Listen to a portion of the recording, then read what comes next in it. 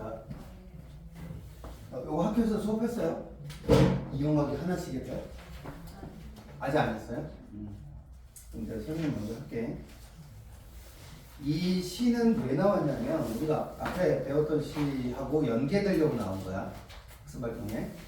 그럼 상황이 어떠냐? 이거 적어보세요. 유랑민 알아요? 유랑민? 유랑민이 뭐야?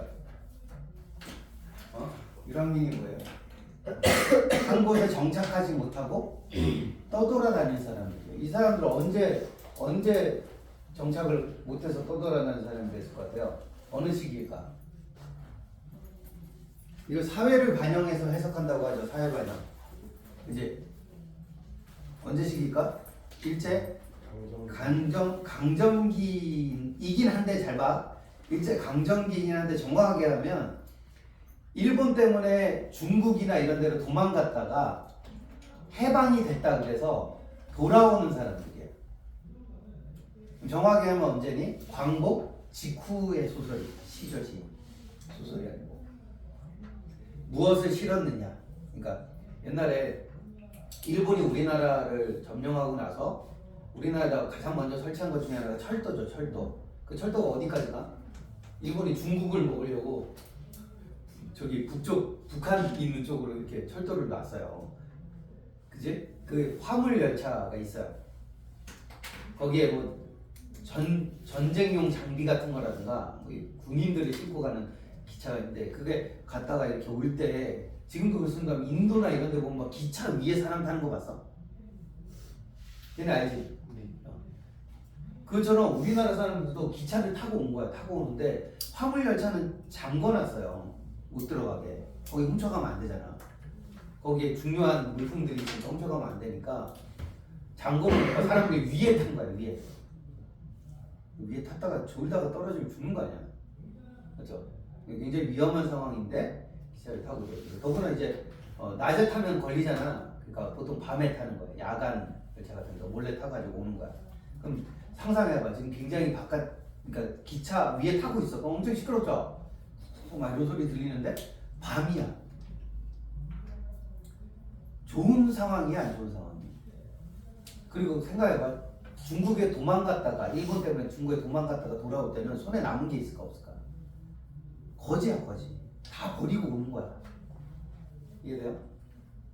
그 영혼 없이 필기만 하지 말고 내 설명을 잘 들어줘야 돼. 그럼 이 유랑민들이 겪고 있는 상황을 뭘로 형상화한 거야? 제가 지난번에 시는 뭐라고? 추상적인 것을 뭐 하는 거? 구체적으로 형상화하는 거죠. 시각적으로 보이게 하거나 소리로 듣게 하거나. 그럼 시각적으로 보이게 하면 우리가 시각적 심상이라고 하는 거고, 소리로 전달하면 청각적 심상이라고 하는 거고, 그런 거예요. 이해되죠? 그럼 유랑민의 상황이 뭐예요? 굉장히 가난하고 힘들다는 게 추상적인 거야. 근데 그걸 뭘로 형상화해서? 화물 열차에 어디에 타고 있는 모습으로, 그치? 지붕에 타고 있는 모습으로 형상화했다 이렇게 보시면 돼. 무엇을 실었느냐? 화물 열차 안에 뭐가 실었는지 안다 모른다? 잠겨 있다니까 모르지. 잠겼으니까. 검은 문들이 자기 검은이라는 거는 좋은 느낌인 거야, 안 좋은 느낌이야 이때는? 이때는 안 좋은 거죠. 근데 검다 그래서 무조건 나쁜 거예요? 아니죠? 검은 건 어떤 느낌을 주게 돼요? 단단하다라는 느낌을 줘. 맞죠? 원피스 혹시 보시나요? 여자애들은 잘 안 보지. 혹시 원피스 아세요? 루피 몰라? 걔만 한다고? 걔가 이제 나중에 배운 기술 중에 몸을 강하게 만드는 게 있는데, 그럼 살색이 어떤 게 뭘로 바뀌어? 검은색으로 이렇게 바뀌거든요, 팔이? 그럼 엄청 단단해. 막 총알을 박을 정도 단단해. 그러니까 검은색이 꼭 나쁜 게 아니야. 검은색은 단단해졌다는 뜻이 있거든. 그죠? 근데 시의 내용에 맞게 보셔야겠죠. 시는 검은 물들이 탄탄히 잠겨 있는 거야. 이거는 좋은 뜻이 안 좋은 뜻이야? 안 좋은 거야. 이 사람들에게는 뭐 해주지 않아? 기차를 태워주지 않아요. 막아놨어요. 그래서 단절돼 있고 어둡고 삭막하고, 그리고 이 사람들 상황이 좋을까? 지금 국내에 돌아오면 아무것도 없어. 그럴 수 있잖아. 왜 거기서 일하던 뭐 예를 들어서 중국에 가서 땅을 이렇게 개간을 했단 말이에요. 농사를 졌어. 목숨 걸고 땅을 이렇게 개척을 했는데 그거 갖고 올 수 있니? 갖고 올 수 있어요? 땅을 어떻게 갖고 와? 중국에 있는 땅을. 그래도 나라가 못했다 그러니까 독립이 됐다 그러니까 가는 거야. 근데 미래가 보장이 된 게 아무것도 없어. 그러니까 얼마나 불안하고 걱정되고 그러겠어요. 그래도 고향에 가고 싶어서 가는 거예요.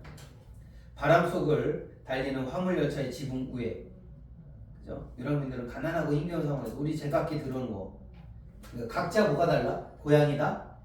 다른 거예요. 한결같이 쳐다보는. 근데 각자 고향도 다르고 각자 상황도 다르지만 공통점은 뭐야? 다 같이 나라를 뺏겼다가 되찾았고, 그리고 그동안 힘들었어 안 힘들어? 힘든 건 똑같은 거야. 그럼 그 사람들에 뭐가 생기지? 너네 같이 고생하면 뭐가 생겨? 그치? 유대의식이라는 게 있어요. 이게 우리 같은 편이야. 맞죠? 그 봐봐, 일본이랑 축구하면 한국인들은 단합이 잘 되잖아. 왜? 같은 적을 두고 있기 때문에 그런 거야. 이해돼요?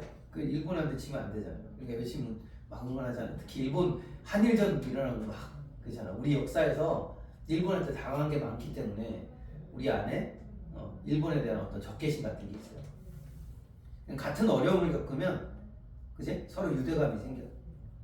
그리고 이 사람들이 다 뭘 보고 있어요 지금? 그 지붕 위에 누워서 하늘에 떠 있는 별을 보는 거야.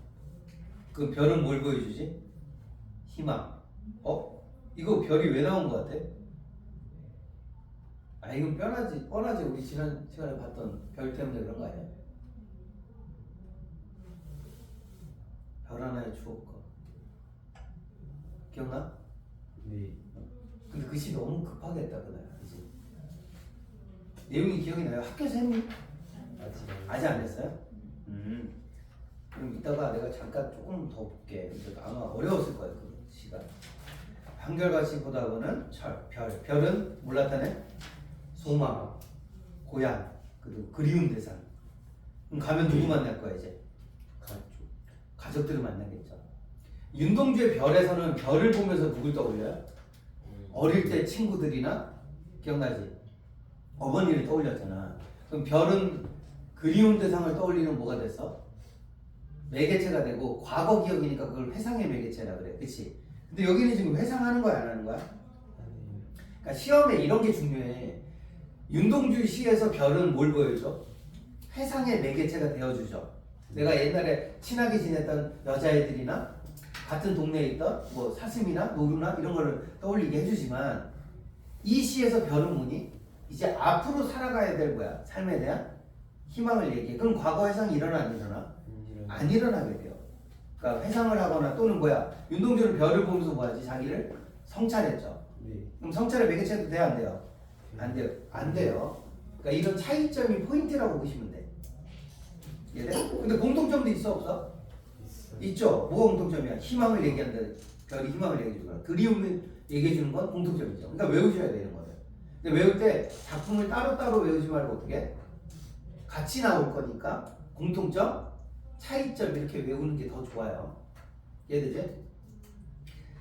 그 다음 밑에 내려가봐. 그리고 별은 뭘 나타내? 빛을 뜻합니다. 빛을 뜻하니까 뭐와 반대니? 그지? 이 차가 지금 검은 문이 있잖아요. 검은 문은 뭘 나타내 지금? 문이 검은색일까? 보통 기차는 검은색이 아닙니다. 갈색이라고 이런 건데 밤이라서 검게 보이는 거야. 그렇지 않겠어? 검은색 기차일 수도 있어요. 유독 검은색인데 밤에 보니까 더 검게 보일 수도 있죠. 아예 안 보이지도 않는 수도 있어요. 그래서 어둠이라는 뜻을 갖고 있습니다. 이해되죠? 자, 그 다음 봐봐. 두만강 저쪽에서 온다는 사람들. 이 사람들은 어디 갔다 온 사람들이야? 중국에 도망갔다 온 사람들이죠. 잠스 어디 같아요? 단어 뜻에 보니까 잠스 어떻게 돼 있어? 중국 헤이룽장성이라고 있습니다. 저도 정확한 위치까지 모르겠는데 러시아 근처래요. 그러니까 그 블라디보스토크 항구 있는 근처입니다. 거기도 우리나라 사람들이 많이 살았대요. 자무스에서 온다는 사람들도 있고 험한 땅에서 험한 변치를, 그러니까 중국 땅에서 뭐했니? 일본하고 중국이 청일 전쟁이라고 있었어요. 알죠? 전쟁 난 데서 산 거야 이 사람들이. 전쟁 나면 막 사방에 뭐가 날아다녀? 총알이 막 날아다니죠. 그런 데서 고생을 엄청 하고 돌아오는 사람들이야. 눈보라 치기 전에 고향을. 자, 지금 겨울이 아니야? 자, 눈보라 나왔으니까 무조건 겨울이야? 눈보라 치기 전에 간대잖아. 그럼 언제쯤일 것 같아요? 곧 있으면 눈보라가 올 수 있어. 가을쯤인 거야. 그러니까. 늦가을 따뜻해요. 추워요. 추워요. 가을에 생각보다 추워. 그러니까 지금 아마 기차기가 되게 추울 거야. 눈보라 치기 전에 고향으로 돌아간다는 남도의 사람들. 이 사람들 고향이 어디인 거야? 남도. 남도가 어디니? 전라남도. 아니면 남쪽 섬이라는 뜻도 있어요. 남쪽 섬이면 어디까지 가야 돼? 거제도만. 그럼 갈 길이 가까워요, 멀어요? 멀어요. 그치? 지금 어디냐면 북한, 아니 그러니까 그 뭐야? 백두산 근처를 지나고 있는 거야. 그럼 백두산에서 어디까지 가야 돼? 저기 거제도까지 가야 돼. 갈 길이 아직 한참 많이 나.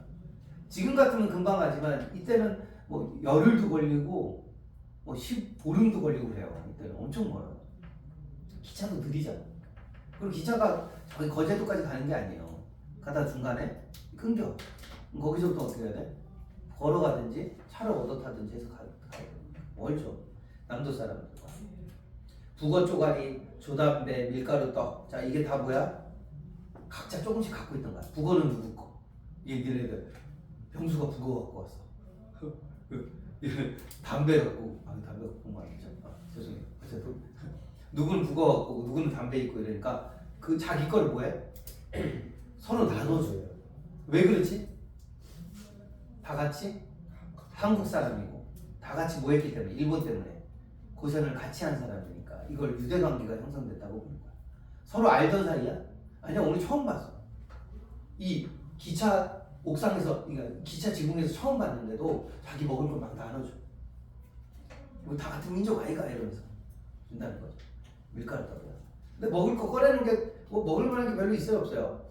변변치 못한 거 이렇게 다 가난하니까, 그지? 다 같이 가난한 거예요. 그거라도 쪼개 먹으면서 나눠서 요기하며. 내사라는 말은 뭐냐면 나는 이란 뜻입니다. 나는 사투리야. 적으라고 그래. 사투리. 사투리는 무슨 감을 줘요? 그렇게 맨날 중학교 때도 배웠었는데 향토적이라는 게 있지. 향토감 알아? 사투리는 향토적입니다. 내사. 그러면 자 이런 거 중요해. 나는이란 뜻인데 자 내가라는 뜻이죠. 내가. 그지? 그지? 그러면 화자가 어디에 드러났다 그래 이거? 표면에 드러나 있다 얘기예요. 나라는 표현이 나오면 화자가 표면에 드러나 있다. 이거를 화자를 명시했다라고 해요. 이건 나중에 적어드릴 테니까. 근데 나는 어디가 그리워? 서울이 그리워서 고향하는 딴 방향으로 한대. 자 조심해야 돼. 나는 어디로 가? 고향으로 가 안 가? 자 이 작가는 어디 사람이냐면 함경도 사람이야. 북쪽에 자기 고향이 있어요. 근데 이 사람 오히려 어디로 가? 남쪽으로 가. 지가 남쪽 사람도 아닌데 남쪽으로 가. 왜? 고향을 왜 안 갈까? 이게 뭐라 그러냐면 고향에 가도 이제는 아는 사람도 별로 없고 가도 그리고 고향에 가봤자 별 볼 일이 없어. 그러니까 고향에 가도 좋은 게 있어요 없어요? 없어. 그러면 나는 고향이 없어진 사람인 거야. 이걸 고향을 상실했다 그래요. 선생님도 약간 이게 이해가 될지 모르겠는데 선생님은 원래 서울에 보면 동대문구라고 있어요. 아시나 모르겠어요. 동대문 있는 데 있거든요. 거기에 가면 서울시립대 옆에 전농동이라는 동네에서 오래 살았어요. 어릴 때부터 초등학교 때부터 결혼하기 전까지 거기 살았거든요. 거의 제 인생의 3분의 1을 거기 살았는데 저한테는 거기가 고향이에요. 그리고 원래 제 진짜 고향은 저는 경상북도 울진이라는 지역에 살던 사람입니다. 아시나 모르겠어요. 대게로 유명한 영덕 옆에 있는 동네인데 대게는 알지? 영덕 대게는 알지? 거기 사람이에요. 근데 어머니 아버지가 공부시킨다고 저를 서울로 유학을 보내셔서 유학을 공부를 했는데 우리 아버지가 이제 이미 돌아가셨어요. 우리 아버지 제가 35살쯤에 쓰러지셔가지고 병치하다가 제가 30 후반, 그러니까 38살 됐을 때 돌아가셨어요. 그럼 아버지 이제 시골에 안 계시고 어머니는 아버지 병수가 난다고 서울에 올라오셔서 지금 서울에 계세요. 그럼 나는 이제 고향 갈 일이 별로 없어요. 저는 고향이 그래서 저는 고향에 가도 뭐 아는 사람도 별로 없어요. 왜냐면 초등학교 3학년 때부터 서울 와서 살았어. 그럼 나는 고향이 있는 사람이 없는 사람이야. 없다고 봐요. 원래 그러면 저는 제2의 고향이 뭐였냐면 아까 전농동이라는 데가 내가 어릴 때부터 살아온 전농동이 제2의 고향인데 거기서 우리 외할머니가 제 밥도 해주시고 빨래도 하고 제가 거기서 공부를 했는데 거기 떠나온 지도 꽤 됐어요. 벌써 또 우리 아들 태어나면서부터 거기 안 갔어. 그러니까 거기 떠나온 지가 15년 됐어. 그래서 저는 여기 서울에 있는 서울 강서구의 염창동이라는 동네에 사는데 이제는 염창동이 제 고향 같아요.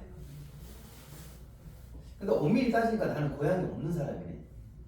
진짜 고향인 경북 울진은 이미 고향이 아닌 지 오래됐고 내가 원래 어릴 때 자랐던 전동동이라는 동네도 이제 내가 안 가고 요새는.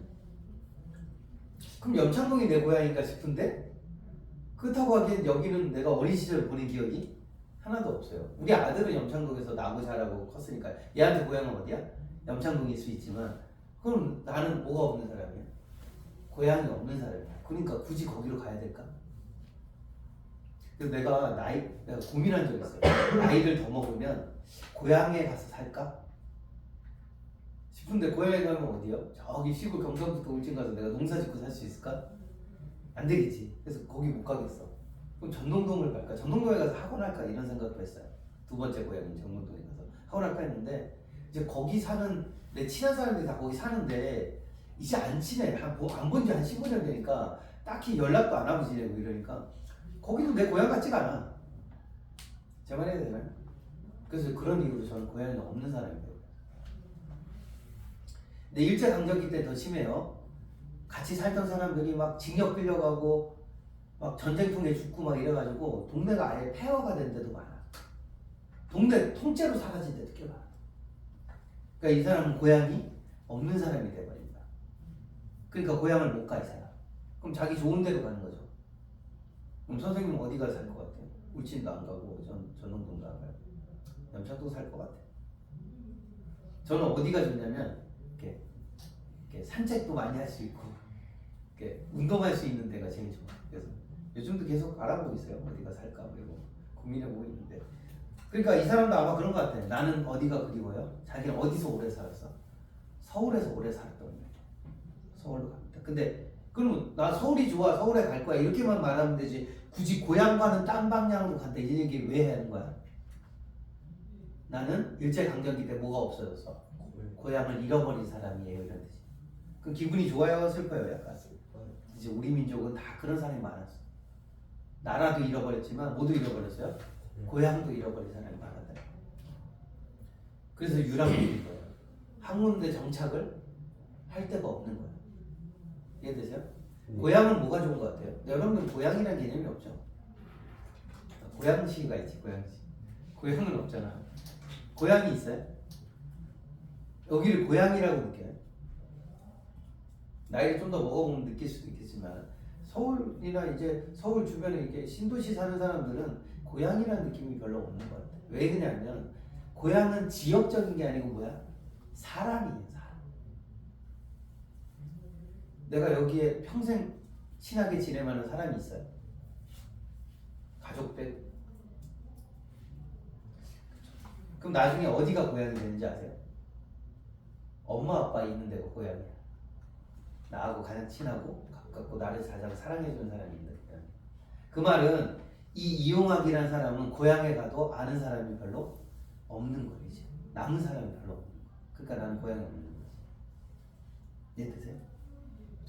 그 당시 이런 사람들이 많았던 것 같아요. 그래서 별에는 밤 우리 지난 시간에 배운 거와 지금 보는 작품들을 좀 비교를 해주시면 될 것 같고 왜 별인 것 같아요? 왜 시인들은 별을 좋아하지? 별은 그때 얘기했는데 까마득히 멀리 있죠. 그러니까 꿈은 커 안 커? 꿈은 항상 크게 가지고 그죠? 멀리서 빛나는 게 꿈이잖아. 근데 별은 너무 멀리 있으니까 도달하기가 쉬워 어려워요? 어렵다는 뜻이에요. 그럼 여기 이 작품에 이용하게 하나씩의 별에서 각자 하나씩 희망을 품고 가지만 실제로 달성될 가능성이 있을까 없을까? 별로 없어요. 이해되니? 그럼 이 사람들은 잘 될 것 같아요? 좀 계속 어려울 것 같아요? 계속 어려울 것 같아요. 이 사람들. 그 정도로 이해해 두시면 될 것 같아요. 이해되지? 그리고 학교에 가서 필기 잘 해서 들으시면 돼요. 자, 그 다음에 그리고 오늘은 소설에 대한 얘기를 잠깐 해봅시다. 34페이지 봤어요.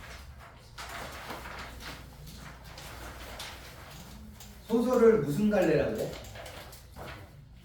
자, 그럼 시는 무슨 갈래였어? 이런 식으로 얘기해줘도 돼. 서자는 똑같이 들어가요. 감정을 얘기하는 갈래가 뭐야? 시예요. 서정 갈래. 이해되지? 그럼 감정은 객관적이야, 주관적이야? 주관적이에요. 아이, 감정은 주관적이지. 예를 들어서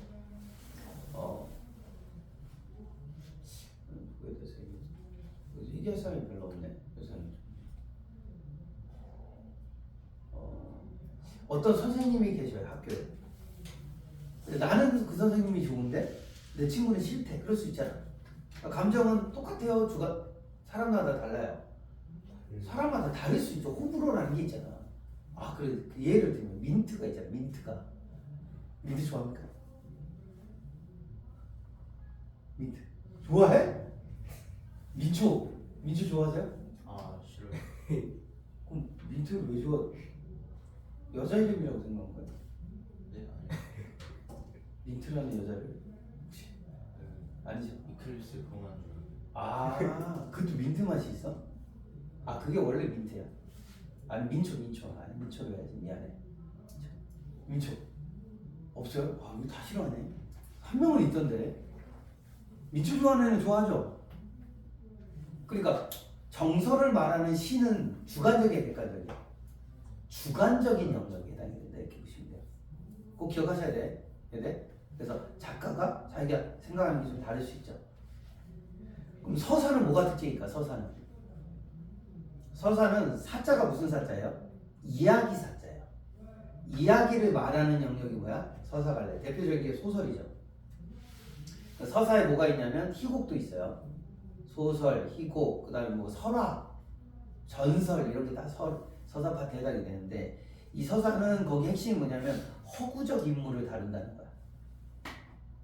그러니까 소설에 나오는 인물은 실존해요, 안 해요?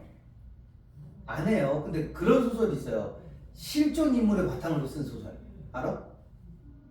아, 영화나 드라마 있잖아요. 옛날에 그 뭐였더라, 변호인이라는 영화가 있는데 그게 누구를 했냐면 전 노무현 대통령을 모델로 해서 썼어요. 근데 똑같이 만들었을까? 실제 노무현 대통령하고는 좀 다른 모습을 갖고 있어요. 이해되시나요? 그 말은 소설에 나오는 허구적 인물은 실제 존재하지는 않는 인물이야. 아무리 그 실존 인물을 이렇게 영화로 해서 영화화해도 완전히 똑같은 인물은 안 되게 돼요. 그죠? 작가가 만든 인물이에요. 허구적 인물이다. 또 하나 서사의 특징은 뭐냐면 시점이 존재한다는 거예요. 시점 몇 인칭이 있죠? 3인칭하고 1인칭이 있어요. 외우셔야 될 게 하나 있어. 1인칭은 뭐라 그러지? 서술자가 작품에 등장해요, 안 해요? 등장하는 거야. 아니, 나잖아, 나. 1인칭은. 그럼 내가 뭐 하는 거야? 사건을 이야기해 주죠. 그럼 봐봐. 내가 사건을 이야기했는데 나는 사건에 들어가 있어요, 안 들어가 있어요? 들어가 있어요. 그 사건이 일어나는 상황에 들어가 있는 게 나야, 그지? 그지? 근데 3인칭은 어디에 있어요? 작품에 밖에 있어요. 그러니까 등장하지를 않는 거야. 이해돼? 요 개념. 그래서 나는 서술자가 작품에 어디에 있다? 안에 있다고 얘기해요. 그거를. 등장하니까 안에 있고, 3인칭은 서술자가 작품에 밖에 있다고 얘기해. 이 개념 알아야 돼. 됐어? 또 하나, 내가 내 얘기를 해요. 나와 관련된 얘기를 해요. 그럼 뭐라 그래? 1인칭? 주인공 시점이라고 그래. 근데 그렇지 않고 내가 누군가를 뭐만 해? 내 얘기 아니야. 남의 얘기를 나는 전달만 해줘. 그러면 관찰자 시점이라고 해요. 3인칭도 마찬가지고. 이해돼? 보통 우리가 많이 보게 되는 건 뭐니? 1인칭? 주인공 시점하고 3인칭? 전지적 작가 시점을 보게 될 거야. 전지적 작가는 뭐야? 전지가 뭐니? 전지. 다 알고 있는 거. 그치. 그걸 신이라고 해요. 신. 작가가 뭐가 되는 거야? 작품의 신이 돼요. 그래서 뭘 안 되는 건지 알아? 인물의 과거, 현재, 미래를 다 알아요. 그래서 뭐까지 알 수 있지? 얘 좀 있으면 죽을 거야. 소나기 알아요? 황순원의 소나기? 거기 보면 여자애가 죽을 거라는 암시하는 몇 개가 있어요. 보라색 꽃, 먹장구름, 알지? 소나기 이런 게 죽음을 나타내잖아. 알고 있니? 그리고 그 남자 그 순박한 남자가 꽃다발 줬는데 여자가 비피하다가 그 엉덩이를 깔아 뭉개잖아요. 그 꽃이 누굴 뜻해? 그 여자애를 뜻해요. 그럼 꽃이 뭉개진 건 뭐 뜻이야? 죽는다는 뜻이에요. 작가가 얘가 죽을 걸 다 알고 있어. 그러니까 뭐하니? 암시를 던질 수 있는 거죠. 이해돼? 그게 전지적 작가 시점이에요. 전지적 작가. 이해되지? 모두 알까? 기본적으로 인물의 심리를 다 알고 있어요.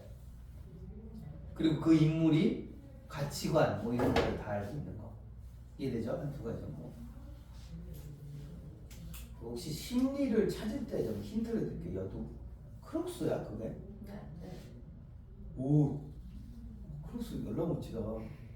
아 죄송해요. 어? 아! 오! 처음 봤어. 아, 지금 콜라보레이션으로 저렇게 나와요? 우리나라 거 아니라서. 아, 어쩐지 내가 인터넷에는 본 적이 없는데. 너무 대단하다. 어떻게 사요? 일본 가서 샀어요. 아, 일본 가 직접 사온 거예요? 아, 크롭스를 일본까지 가서. 국내에도 많이 있긴 한데. 야, 근데 진짜 멋지다. 가격도 비싸겠다. 아, 나 일본 가서 나도 사와야지. 넌 크록스 어디서 샀어? 국내에서 샀죠? 남자애들이 이거 관심이 없어. 정상이. 우리 병수는 왠지 자꾸 이렇게 자꾸 말을 걸고 싶은 스타일이야. 그런 얘기 안 들어요? 이제 손 긋는 거야. 손절이야. 나랑 친하게 지내. 난 네가 너무 좋은데. 넌 싫구나. 아, 소리 그 아니에요. 게이 아니에요. 걱정하지 마요. 걱정하지 마요. 알았지? 아, 소리 굉장히 소리 여자 굉장히 좋아. 지금 우리 아들이지. 아, 너무 귀여워요. 정감이 가요. 뭔가 사람이 이렇게 정감이 있어. 자, 거기 봐봐. 아, 미안해. 자꾸 장난치면 안 되는데. 또 기억하셔야 될 게 뭐가 있냐면 우리가 지금 보게 될 소설은 1인칭 주인공 시점이에요. 그럼 내가 설명을 좀 해줄게. 1인칭 주인공 시점. 내가 그림을 그렸었네. 뒤에 한번 넘겨볼래? 이 그림을 한번 그려볼래? 그림 잘 그리지 않냐? 아, 그려봐 빨리. 진짜로 그려. 그림 그려. 자, 여기 좌측 위에 있는 일자는 1인칭이라는 뜻이야. 이건 1인칭 주인공 시점이에요. 그럼 나가 작품에 뭐예요? 등장했겠죠.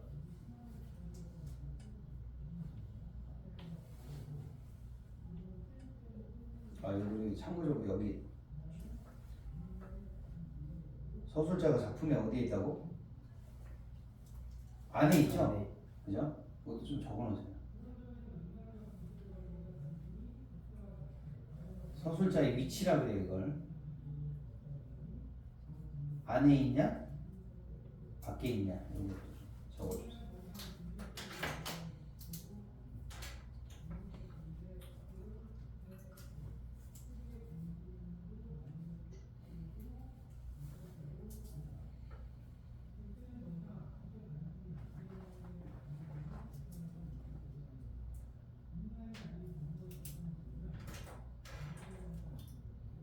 아직 소설을 안 봤죠? 학교에서? 네. 아직 일단은 끝났어요. 일단은 뭐 끝난 거지? 시 하나. 시랑 그 대화하는. 시가 적어지고 우리 방문객하고 네.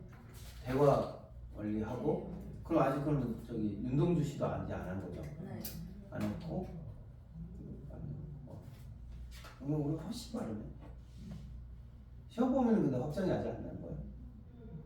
1, 2단원 말하시고 모의고사만 말하시면 끝나요. 1, 2단원에서 다 넣겠다는 얘기는 아닐 거 아니에요. 다. 특히 1단원의 그 뒤에 뭐 이렇게 글쓰기 있지. 지금 수행평가하고 있는 거 있잖아요. 네. 근데 뭐지 그거? 제 진로. 진로 관련된 그거는 시험 보면 아니겠지? 아니겠죠? 그거는 그냥 수행평가는 하고 있어요. 수행 잘했어요? 네. 정말? 네. 몇 점 만점인데? 20? 20점, 25점, 20. 몇 점이야? 20점. 25점이야? 20점이야? 한 20 맞았어요? 열심히 했어는 무슨 뜻이에요? 점수 아직 안 나왔나? 네. 아, 나 대부분 줘요, 근데. 요번에 20점, 그럼 기말에 한 20점 이렇게 되겠네. 하나로 끝낸 거야, 그러면? 수행을? 수행. 진로 수행 하나 딱 끝냈어요. 네. 다른 거 한 건 없고. 그 하나를 좀 계속 몇 시간에 걸쳐서. 그렇게 해야 돼요. 진로도, 그러니까 수행도 몇 시간에 걸쳐서 하게 됐으니까. 그럼 지필이 제일 중요하네. 근데 시험만 잘 보면 그냥 성적 나오는 거 구조구만. 수행은 그렇게 중요하진 않네, 내가 보니까. 수행은 뭐 쎄러 망치신 거 아니시면, 그죠? 자, 다 그렸어요? 자, 잘 보시면 왼쪽에 주인공이 있죠? 그죠? 주인공이 작품에 뭐 하고 있어요? 등장인물인 거야. 이거 잘 이해해야 돼. 서술자는 등장해야 하네요. 1인칭은 등장한다니까. 그럼 아까 서술자의 위치가 어디에 있다고? 작품에? 안에 있고요. 그럼 자기 심리는 자기가 알아볼라. 알겠죠? 지 심리는 지가 말해요. 근데 문제는 다른 인물이에요. 여긴 인물이 3명밖에 안 나오는데 나하고 누구야? 노인하고 아내가 나. 이 노인은 누구냐면 나의 엄마야. 자기 엄마를 노인이라고 불러요. 요 단어 좀 기억해야 돼요. 심리적 거리감이라는 게 있어요. 그러니까 내가 엄마를 좋아하는 것 같아, 안 좋아하는 것 같아? 싫어해요. 그걸 뭐라 그래? 심리적 거리가 있다 그래. 자, 물리적 거리하고 심리적 거리는 다른 거야. 예를 들어서 용석하고 지금 가까이 있지 않죠? 멀리 있어요. 자, 내가 뒤로 갈수록 문은 멀어지는 거야. 물리적 거리는 멀어지죠. 이해되시나요? 그지? 근데 우리 아들은 더 멀리 있어요. 더 멀리. 우리 집에 있으니까 지금. 제가 그 서울 영창동 사니까 나 지금 니네보다 훨씬 멀리 있어, 그지? 근데 미안하지만 미안한 일은 아니지. 나는 누굴 더 좋아하지? 내 아들을 더 사랑하죠. 물리적 거리는 니네하고 가깝지만 심리적 거리는 누구랑 더 가까울까? 예를 들자고 그런 거니까 너무 섭섭해하지 마요. 그렇다고 우리 만난 지 3, 4주 됐는데 내가 니네를 우리 아들보다 더 사랑하면 우리 아들이 너무 섭섭하지 않겠니? 그럼 나의 심리적 거리는 누구랑 훨씬 가까워? 아들하고 훨씬 가까워. 그럼 어쩔 수 없죠. 물론 우리가 오래 같이 있다 보면 나도 니네 우리 아들만큼은 좋아하겠지만 저도 우리 제자들을 되게 좋아합니다만 지금은 이제 만난 지 얼마 안 되면 그럴 수밖에 없죠, 그죠?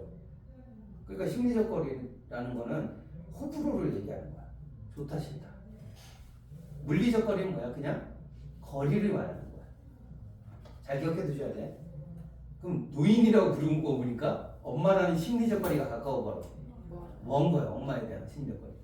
아내는 어떤지 잘 모르겠어요. 아내는 좀 가까운데 아내가 엄마보다 더 가까워. 저도 약간 그래요. 저도 우리 엄마랑 오래 떨어져 살았거든요. 아니 어릴 때 3학년 때 올라다니까 초등학교 3학년 때. 난 엄마랑 보낸 시간보다 우리 할머니랑 보낸 시간이 더 많고 그 다음에 많이 보낸 사람이 누구냐? 우리 아내야, 아내. 그래서 제가 지금 제일 가까운 사람이 누굴까? 우리 아내예요. 아내하고 별 얘기를 다 해요. 근데 우리 엄마랑 별 얘기 안 해. 그렇다고 엄마를 막 싫어하진 않습니다. 저는 싫어하진 않는데 엄마랑 그게 좀 대면대면해요. 어릴 때부터 떨어져 살았더니. 근데 여기 이 사람이 그래요. 얘네 집이 형이 술을 너무 먹다가 말도 안 되는데 술 먹은 것 때문에 집을 팔아먹었어요. 상상이 되나 모르겠어. 그러니까 뭐 때문인지 나는 잘 모르겠는데 정확히 안 나와 있어요. 근데 형이 술만 먹으면 뭘 남들하고 막 싸우거나 뭘 부시거나 뭐 도박을 했는지 뭔지 모르겠는데 집안 재산이 다 거덜렸어요. 그래서 얘네 집이 원래 집이 있었거든. 자기 집이 아버지가 죽기 전에 마련해준 자기 집이 있었는데 그 집을 팔았어요. 형 때문에. 그리고 형이 죽어버렸어요. 근데 그때 나는 몇 살이었냐면 18살 고등학생. 고등학생 때 집이 완전히 망했어요. 그래서 그때부터 나는 대구에 가서 학교 다니고 군대 가고 뭐 대학교 가고 졸업하고 이걸 다 자기 힘으로 했어요. 집에 돈이 없으니까 엄마가 거지야. 엄마가 거지니까 나를 도와줄 수가 없어요. 엄마 혼자 살기도 너무 힘들어. 옛날 여자들은 돈 벌 방법이 있어요? 없지 않습니까? 그죠? 한 50대 된 아줌마가 혼자서 살 방법, 시골에서 더구나 아주 시골에 주시는데 그럼 살 방법이 없어요. 그래서 겨우겨우 엄마는 살아왔어. 그러니까 아들을 챙겨주지를 못했죠. 아들은 자수성가였어. 자수. 그럼 18살 때부터 엄마랑 본 적이 거의 없어. 근데 결혼하고 이 아내가 아니 어머님을 좀 자주 찾아뵈야지 그래서 아내가 자꾸 가자 그래서 시골집에 내려오는 거야. 근데 한 20년 넘게 엄마랑 떨어졌으니까 어떻게 돼요? 같이 산 날보다 떨어져 산 날이 더 많아. 그러니까 엄마가 마음으로는 멀고, 그지? 그리고 나 너무 힘들 때 엄마가 도움이 돼, 안 돼? 안 되니까 엄마가 싫은 거야, 심지어. 그래서 엄마는 노인이라고 불러. 대놓고는 안 부르는데 속으로 엄마를 노인이라고 불러. 이해되시죠? 그리고 잘 봐. 그럼 나는 엄마, 노인이라고 부르는 엄마나 아내의 마음속을 다 들여다볼 수 있을까? 제한이 걸리죠. 등장인물은. 그죠? 그래서 추측을 하게 돼요. 뭘 통해서? 그 사람의 행동이나 말을 관찰함으로써 추측을 하게 된다. 이걸 간접 제시라고 그래요. 이해되시나요? 그럼 나의 심리는 내가 아니까 직접 제시가 되는 거고, 저 사람은 잘 모르겠으니까 내가 관찰한 다음에 행동이나 말을 이렇게 전달하면 뭐라 그래? 간접 제시라고 부른다. 이해되시죠? 그리고 원래 간접 제시의 개념은 누가 추측하는 거야? 내가 서술자가 저 친구가 지금 고개를 숙이고 있네요 이렇게 말하면 고개를 숙인 것을 누가 추측하는 거야? 그러니까 그 심리를 독자가 추측하는 게 간접 제시예요. 이해되시나? 다시 이거 설명 잠깐 해줘야 돼. 봐봐. 무슨 말이냐면 자 여기 서술자가 있어요. 나가 될 수도 있고 작가가 될 수도 있고. 그럼 서술자가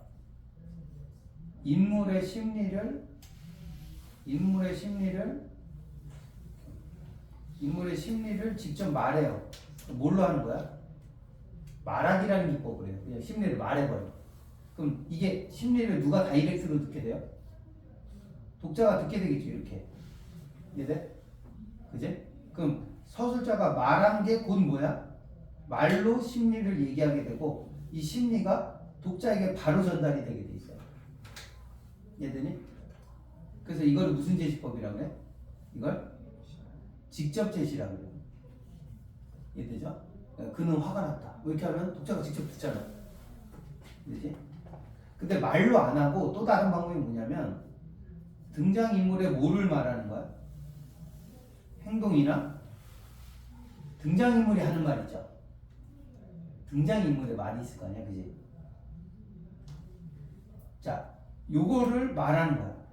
서술자가 말하는 사람이니까, 서술자가 이야기를 들려주는 사람이니까 말을 하긴 하는데 심리를 말하지 않고 뭘 말해? 행동이나 그 사람이 한, 쉽게 말하면 이게 뭐야? 대사야, 대사. 대화 같은 거죠? 대사 같은 거. 이해돼? 등장인물이 대화를 전달해주면 독자가 다시 뭐 해줘야 돼요? 해석을 한 번 더 해야 돼요. 이해되니? 그래서 여기 해석은 누가 한다고? 독자가 해석하는 거야. 자, 직접 제시는 누가 해석한 거야? 직접일 때는? 그지? 서술자가 해석한 거예요. 서술자 입장에서 해석하는 거예요. 서술자의 해석이 들어가는 거죠. 서술자 해석. 심하면 작가가 이제 작품에 개입한다고도 그래요. 서술자의 해석이 들어가게 되는 거고. 자, 요때는 자, 간접 제시는 누가 해석하게 돼요? 인물의 말이나 행동을 보고 누가 해석하는 거야? 독자가 해석하죠. 그래서 간접 제시는 독자가 해석하게 돼 있어요. 독자가 해석. 저 사람이 지금 화가 난 거구나 이렇게. 이해되지? 그럼 서술자는 독자에게 직접 말하는 게 아니죠. 누굴 통해서 말하는 거야? 인물을 통해서 말을 전달하게 돼. 오케이? 그래서 이걸 간접 제시라고 불러. 이해되지? 이것도 좀 알고 계셔야 돼. 이거 시험에 1학년 때 아주 단골로 많이 나와. 좀 알고 계시면 될 것 같고. 자, 이제 내용을 좀 봅시다. 자, 이게 지금 어떤 상황이냐면 어제가 아니고 오늘 아침에 시골에 내려온 거예요. 근데 집에서 엄청 멀어. 이 사람은 서울이고 대구인가 살고 엄마는 저기 시골에 살아. 그래서 거의 몇 시간 걸려가지고 집에 왔어. 왔는데 점심 먹고 나서 바로 뭐라 그러냐면 저 내일 내려갈게요 이렇게 말하고 내일 올라갈게요 이렇게 말하고 서울로 갈게요 이렇게 오자마자 온 지 얼마 안 됐는데 그러니까 노인, 여기 노인이 엄마죠, 그죠? 노인과 아내가 동시에 밥 숟가락을 멈추며 말고 내서 갑자기 가겠다 그러니까 온 지 얼마 되지도 않고 더구나 이때 어떻게 온 거냐면 여름 휴가를 받아서 온 거야. 그럼 보통 여름 휴가를 며칠씩 하지? 2박 3일이나 3박 4일 하잖아, 그죠? 그럼 한 이틀 정도 머물렀다 갈 줄 알았는데 갑자기 오자마자 다음날 가겠다 그러니까 엄마가 의아하게 쳐다보니까 아니 내일 가다니 또 그렇게 쉽게 갈 거야? 근데 또 이참에도 또 그렇게 쉽게 가라는 말은 무슨 말이야? 12번째 줄. 이 사람은 내려오면 그 바로바로 간 거야 그냥. 야 가까운 길도 아닌데 가깝지 않으면 보통 먼데 가면 어떻게 하지? 좀 며칠 있다 올라와야 되는데 그렇지도 않고 이런 거야. 이해되죠?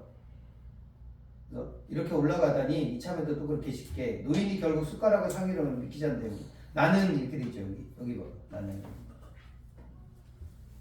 자 여기는 자기 뭘 얘기하는 거야? 감정을 얘기하죠. 자, 이왕 말한 김에 내친걸음이었다. 어차피 일이 이렇게 된 바에야 매듭을 분명히 짓는다. 무슨 말이야? 매듭을 분명히 짓는다는 게 무슨 말이야? 나 내일 아침에 간다는 걸 확정하는 거죠. 아, 얘 내일 아침에 올라가야겠어요. 방학을 얻어놓은 학생 팔자도 아닌데 남들 일할 때 저라고 이렇게 한가할 수 있나요? 이 사람 마음속에 무슨 마음이 있어요? 나 학생 때부터 개고생했어. 집이 망해가지고. 그러니까 말이 좀 곱게 나와야 좀 험하게 나와. 험하게 나가는 거죠. 급하게 맡아놓은 일도 한두 가지가 아니고. 근데 여기 오른쪽 보세요. 아내가 뭘 알고 있어? 내가 일이 없다는 걸 알아요. 그건 내 주변 머리를 탓하고 있는 게 아니라 그저 그처럼 급한 일이 없다는 걸 그녀는 알고 있었다. 이런 문장이 나와요. 그 말은 무슨 말이야? 지금 내가 일이 있어서 서울 가려는 거야? 급한 일이 있어서 가려는 게? 아니야. 그럼 왜 가려고 그럴까? 이건 핑계지. 거짓말이야. 엄마랑 있는 게 뭐예요? 싫어. 네, 싫어요. 불편해요. 이 사람. 근데 사실 내려올 때는 그럼 안 내려왔어야지. 그렇게 불편하면. 근데 이번에는 저 엄마랑 좀 어떻게 좀 2박 3일 정도 여기 있자 그러고 아내를 꼬셔서 내려온 거야. 근데 왜 갑자기 마음이 바뀌었을까? 이유가 뒤에 나와요. 이걸 무슨 구성이라 그래? 자, 이게 뭐냐면 봐봐. 시작할 때부터 뭘로 시작해? 대화로 시작하죠. 네. 내일 아침 올라가야겠어. 이렇게 시작하죠. 그럼 누가 궁금할까? 이 인간 왜 이러는 거야? 그럼 독자가 궁금한 거야. 이해돼? 요렇게 처음에 대사로 시작을 하게 되면 대사는 독자에 뭘 불러일으켜? 네, 호기심을 불러일으키게 돼 있어요. 그죠? 근데 여기에다가 뭘 결합하면 가장 좋은 방법이야? 소설에서는 역순행이라는 거 있어요. 역순행이 뭐죠? 응? 그러니까 원래 순서는 어떻게 해야 돼? 과거 사건부터 현재로 와야 되는데 현재 사건을 먼저 보여주고 어디로 가는 거야? 갑자기? 과거로 가는 거야. 그럼 그런 경우는 과거에 뭐가 있는 거야? 현재 사건이 일어나게 된 원인 같은 게 있어요. 과거에 원인이 있는 거야. 그래서 원인을 먼저 보여주지 않고 현재가 뭐가 되겠니? 결과죠, 결과. 그 영화 보면 그런 거 있잖아요. 남자 주인공 막 피를 흘리면서 쓰러져 있죠. 그리고 막 죽어가면서 뭐라 그러지 혼자? 그때 그녀를 만나지 말았어야 됐다. 뭐 이런 거 있잖아. 그래 안 그래? 그리고 과거로 가면 궁금하죠. 왜 그녀 만난 게 왜 이 사람 죽어가는 거에 원인이 됐지? 막 궁금한 거 있잖아. 요 방식을 역순행적 구성 방식이라고 해요. 많이 쓰죠 영화나 드라마에서. 그럼 여기 돌아와 보세요. 그러면 이렇게 하고 뭐 여기 대화는 그런 거예요. 뭐 그래도 먼 길을 이렇게 단거를 왔다 가야겠냐. 한동자라는 게 이제 왔다가 잠시 있다 금방 간다 이런 뜻이야. 밥 한 끼. 그러니까 아침에 왔다가 점심에 갑자기 간다는 얘기를 한 거예요. 한식경도 안 돼가지고. 그랬더니 봐봐 하룻밤에 충분히 좀 쉬어가서 해라. 엄마는 어떻게 하고 싶은 거야? 엄마는 아들이 좀 더 이따 갔으면 싶은 거야. 왜? 엄마는 아들을 사랑하니까. 얘네? 엄마는 아들 이따 나옵니다. 엄마가 아들을 얼마나 사랑하는지 알 수 있어요. 엄마가 경제적인 능력이 안 돼서 그렇지 엄마는 아들을 최고로 사랑합니다. 그래서 좀 아쉬운 거야. 아들이 좀 더 있다 갔으면 좋겠는데 그렇잖아. 이해되니? 그랬더니 아들은 근데 좀 그래요. 오늘 하루 쉬었잖아요. 하루 쉬어도 제 일은 사흘을 버린 거예요. 그러면서 나 먹고 살기 힘든다는 얘기 계속해요 엄마한테. 그래도 엄마가 좀 섭섭한 거죠. 아니 왔다 금방 가니까. 아 급한 일은 좀 우선 마무리를 지어놓고 오지 않고서 이러면서 뭐 좀 소소를 합니다. 이해되시죠? 자 이런 건 무슨 제시라고 봐야 돼? 자 엄마의 뭘로? 여기 따옴표 있잖아. 엄마의 대화가 나왔죠. 그지? 근데 이걸 해석하는 건 누가 해석해야 돼 원래는? 주석이 하는 게 아니야 원래는. 니네가 해야 돼 원래. 엄마는 뭐 하는 거야? 좀 더 이따가 하지 왜 벌써가 안 하는 섭섭함을 드러내는 거야. 그럼 이거는 무슨 제시법? 이런 게 간접 제시인 거야. 알고 계셔야 돼. 이해되지? 그러니까 등장인물의 뭘 통해서? 말이나 행동을 통해서 심리가 드러나면 아 이건 간접 제시구나 이런 걸 좀 아시면 될 것 같아요. 그래서 노인 대신 이번에 아내 쪽에서 원망스럽게 쳐다봤다. 왜? 여기 보면 서울을 떠나올 때 급한 일은 다 처리했어요. 그리고 이번에 여행 가자고 한 게 누구야? 내가 얘기한 거야 심지어. 아니 지가 얘기해놓고 지가 갑자기 올라가자 그러면 이게 아내 입장에서는 어떻게 돼요? 그리고 아내가 섭섭한 건 뭘까? 엄마를 너무 이렇게 좀 뭐라 그래야지? 엄마를 너무 싫어하는 게 싫은 거야 와이프는. 이해돼? 여자가 되게 좋은 여자예요. 아내가 되게 착합니다. 착해서 시어머니가 맨날 남편한테 이렇게 뭐지? 홀대 당하는 게 싫은 거야. 그래서 그렇더라. 자, 그리고 여기 보면 중요한 거 하나 나옵니다. 객관적 상관만 이따 설명드리기로 하고. 그래서 어쨌든 내가 먼저 시골에 가자고 했는데 나의 참을성 없는 신경의 변화에 나무란 것이다. 그리고 매정선을 그렸다. 너무 엄마한테만 뭐해? 실제로 나한테는 안 그러면서 아내가 그런 거죠. 너 나한테는 다정하게 굴면서 왜 엄마한테 이렇게 매정하게 굴어? 나쁜 거죠, 그죠? 엄마한테 그렇게 매정한 거. 그래서 아내가 나를 오히려 원망합니다. 보통 반대 아니야? 아이 시어머니 계신 집에 가면 누가 불편해 원래? 며느리가 불편하잖아. 그러니까 며느리가 뭐 하자 그래? 남편이 우리 쿡 찔러서 가자고 그러지 원래는 보통. 근데 이 집은 반대야. 지 엄마 집에 왔는데 남편이 불편하다고 자꾸 갈라 그래. 그러니까 아내가 더 있자고 자꾸 눈치를 주고 있는 거야. 이해되시나요? 네, 그렇다. 보시면 될 것 같고. 중요한 장면이 하나 있어요. 아까 엄마는 좀 섭섭하잖아. 그럼 좀 더 강하게 얘기해 볼 수 있잖아요. 뭐라고? 야, 이틀만 더 있다가 우리 엄마 같으면 그랬을 것 같아. 너씨 엄마한테 왔는데 이렇게 짧게 뭐 있어요. 좀 더 있다가 이렇게 하면 되잖아. 근데 이 엄마는 아들이 고등학생 때 집이 망해가지고 혼자 고생한 걸 알기 때문에 아들한테 뭐를 못해? 강요를 못해. 그러니까 아들한테 싫은 소리를 잘 못해 이 사람. 그래서 여기 보면 왼쪽 아래 봐. 여기 봐봐. 이렇게 먼 길을 찾아와도 편한 잠자리 하나 못 마련인 게 내 마음이 아쉬워 그랬던 것 같구나 이렇게 됐어요. 그리고 집이 옛날 시골집인데 지붕도 되게 낮고 집이 알아 흙으로 지은 집인데 더워 여름에. 너네 시골집 안 살아봤죠? 시골집은 이게 환풍도 잘 안 돼요. 에어컨이라는 게 없어. 여름에 더럽게 더워요. 그러니까 자기가 편해 불편해. 잠자리가 되게 불편해요. 그러니까 엄마 입장에서 아들이 와서 너무 좋은데 아들을 자꾸 뭐하게 만들어? 불편하게 만들죠. 잠자리도 불편하고. 그러니까 미안한 거야. 미안한데 그 먼 길을 왔다가 금방 가니까 피곤할 거 아니야. 그러니까 엄마는 조금 더 쉬었다 갔으면 좋겠는데 간다 그러니까. 근데 말리지도 못해요. 그래서 엄마는 하고 싶은 얘기를 계속 뭐 할까? 참아. 그게 뭐냐면 이거야. 무연스러운 표정으로 장축 끝에 풍년초가 뭐냐면 담배예요. 담배. 옛날 담배 이거 알아? 금방대? 여기 생긴 거 알아? 아니, 끝에 이렇게 동그래가지고 길게 생긴 거 이렇게 생긴 거 알아요? 우리나라 담배? 요거 잎담배라 그래서 담배 가루를 아주 가느다랗게 썰어가지고 거기다 이렇게 한 다음에 넣은 다음에 해가지고 불을 이렇게 붙여가지고 이렇게 피는 담배가 있어. 영화나 드라마에서 보신 적 있을 거야. 고기를 장축 끝을 꾹꾹 눌러. 무슨 뜻이야? 하고 싶은 얘기를 엄마가 참고 있는 거야. 이런 건 다 간접 제시야, 직접 제시야? 간접 제시가 되겠죠, 그죠? 이해되지? 아들에 대한 서운함이나 미안한 마음을 속으로 삭혀 이렇게 꼭 참아요. 자, 여기는 누구 심리예요?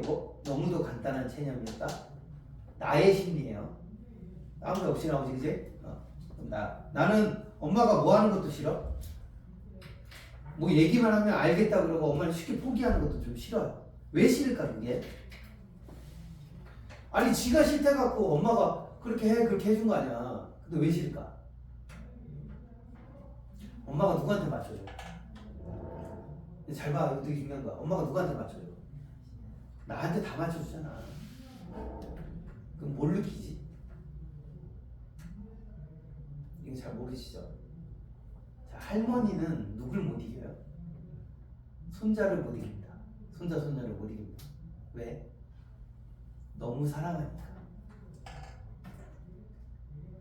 그럼 못 봐서 어린이집 가는 손자가 막 가다가 할머니 이거 사줘 그러면 아 그거 엄마가 안 된다 그러는데 사줘 이러면 사줘.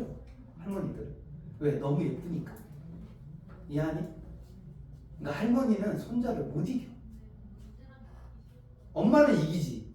안 돼 이 새끼야 이러면 끝나지. 그래 엄마는 나를 이기지만 할머니는 나를 못 이기는 거야. 왜? 너무 예쁘니까. 이 엄마는 아들을 너무 사랑해요. 그러니까 아들이 불편할 짓을 하지를 못해. 그러니까 하고 싶은 얘기 있어도 어떻게? 참아. 아들 불편하니까. 근데 그걸 내가 알까 모를까? 알아. 그럼 엄마의 사랑이 느껴져 안 느껴져? 느껴지죠. 그죠? 네. 엄마의 사랑은 나한테 뭐가 될까? 이 작품에 가장 많이 나온다는 빚이에요. 빚. 마음의 빚. 이해돼? 그럼 마음에 빚이 있으면 잘해줘야 돼, 못해줘야 돼? 잘해줘야죠. 예를 들어 내 친구가 나 때문에 다쳤어. 나를 지켜주려다 다쳤어. 그럼 빚이 생기잖아. 그럼 걔 잘해줘 안 해줘? 뭐 걔가 막 목발이 짚고 다니고 막 이렇게 가방도 들어주고 이렇게 해야 되는 게 정상 아니야? 그죠? 그럼 이 사람은 엄마가 나를 사랑한다는 걸 느낄수록 엄마한테 뭐 해줘야 되는 빚이 생겨? 잘해줘야 되는 빚이 생기는 거예요. 그러니까 그게 심리적으로 뭐가 생겨? 부담이 생겨. 근데 여기에 동시에 봐봐. 이거 좀 어려워. 근데 나는 어릴 때 누구 때문에 고생을 했다고 생각해? 엄마 때문에 고생했다고 생각해. 뭐 왠지는 잘 모르겠어. 아버지 돌아가셨고 형이 그 술을 그렇게 먹어가지고 집이 날아갈 때까지 엄마가 못 말린 것도 좀 밉지 않을까 내 생각에는. 그러니까 엄마 때문에 이렇게 됐다고 생각해. 엄마가 집안 재산을 잘 관리했으면 내가 이렇게까지 고생을 안 했을 텐데 엄마 때문에 나는 고생한 거야. 그러니까 엄마한테는 나는 빚이 없다고 생각해. 그러니까 되게 모순적인 감정이지. 엄마한테 빚이 있다는 생각과 나는 엄마한테 빚이 없어라는 생각이 동시에 드는 거야. 이런 거 무슨 갈등이라고 그래? 내적 갈등이라고 하는 거야. 그러니까 이 사람은 엄마를 싫어하긴 하지만 또 엄마의 사랑을 동시에 느껴. 그러니까 이 안에서 뭔가 계속 갈등하고 있는 상태야. 이해돼? 되게 어려운 거야. 이해되니? 그런 경험 없어요? 엄마가 공부해 그러면 짜증이 나면서도 공부를 해야겠다는 생각은 들어 안 들어? 들기도 하죠. 니네도 사람이면 그런 생각 들어야 되는 거 아니야? 엄마한테 맨날 옷도 뭐 신발도 뭐 엄마가 다 사주는 거 아니야? 여러분들 쓰고 있는 안경 뭐 그래 안 그래? 용돈도 다 주잖아. 근데 잔소리 많이 하면 싫어 안 싫어요? 싫지요. 그러니까 그 잔소리 들어야 된다는 생각과 듣기 싫다는 생각이 어떻게 돼요? 공존하잖아요. 그래 안 그래? 그럼 제일 좋은 건 뭐죠? 원래 그럴 때 엄마 내가 그동안 엄마한테 너무 무심해서 미안해. 나 먹고 살기도 바빠서 미안해. 엄마 이제 내가 엄마 잘 챙겨줄게. 이러면 좋잖아. 대부분 사람이 그렇게 되니 안 되니? 야, 너 시험 공부 안 하니? 그러면 엄마 고마운 거 알아. 엄마가 나 챙겨주는 것도 알아. 근데 엄마 막 잔소리하면 듣기 싫으니까 아이 나 알아서 한다고 이렇게 되잖아. 똑같은 거야. 이 사람도 엄마가 나를 사랑해주고 잘 챙겨주는 거 아는데 그걸 알 때마다 오히려 짜증이 나는 거야. 이해돼? 엄마가 내가 뭐라 얘기하면 금방 포기해. 내 말 듣느라고. 이해돼? 그것도 미안한 거야. 이해되니? 내 말 이해돼? 엄마가 원하는 게 있는데 내가 안 해줘버려. 서울 가지 말라는데 내가 서울 가버려. 그럼 내가 엄마한테 상처 주잖아. 그래 안 그래? 근데 엄마는 나를 사랑하는 거 알아. 이게 복잡한 거야. 복잡하니까 짜증이 나는 거야. 병수는 졸리고 이제. 됐어? 이게 잘 돼야 돼. 근데 그때 밖에 보니까 뭐가 있어요? 여기 파란색 빛이 보여? 치자나무 한 그루가 있어요. 근데 나무가 뭘 막고 있어? 여름에 뜨거운 햇빛을 맞고 있어요. 자, 이게 누구랑 비슷하니? 야, 막 뜨거운 햇빛을 받는다는 건 누구랑 비슷해? 짜증을 막 느끼고 있는 내 상황하고 비슷한 거야. 그래서 치사함은 누굴 대신해 주는 거야? 나의 심리 상태를 대신해 주는 거죠. 이런 걸 뭐라 불러요? 객관적인 상관물이라 불러요. 이해됐어? 자, 객관적 상관물이 뭐예요? 나의 심리를 어떻게 드러내는? 대신 드러내는 사물이나 자연물을 객관적 상관물이라고 불러요. 이해되시죠? 이 내용 좀 챙겨주시면 좋을 것 같고. 자, 그러면 이거 몇 시에 3시 반에 했나? 3시에 시작했나? 1시간이 지난 거야? 빨리 해야 돼. 자, 전개가 보세요, 전개. 자, 아직 근데 뭐가 안 나왔니? 이 사람이 지금 짜증이 이빨이 나는 이유가 아직 안 나왔어요. 국어도 이빨이가 보니 죄송합니다. 자, 이쪽 위에 보세요. 그래서 내가 집에 있기가 불편해가지고 어디 갔냐면 산에 올라갔어. 산에 올라가서 이렇게 보니까 뭐가 보여? 네 번째 줄 보니까 습지에 돋아오른 여름 버섯 형상을 닮았대. 니네 어떻게 생긴 게 습지에 돋아오른 여름 버섯 형상이니? 버섯 어떻게 생겼어요? 이렇게 생겼지, 이렇게. 아, 습지에 나는 버섯이 있어. 집이 이렇게 생겼을 수는 없잖아. 집이 약간 흙으로 지은 집인데 이 위에 뭘 덮었니?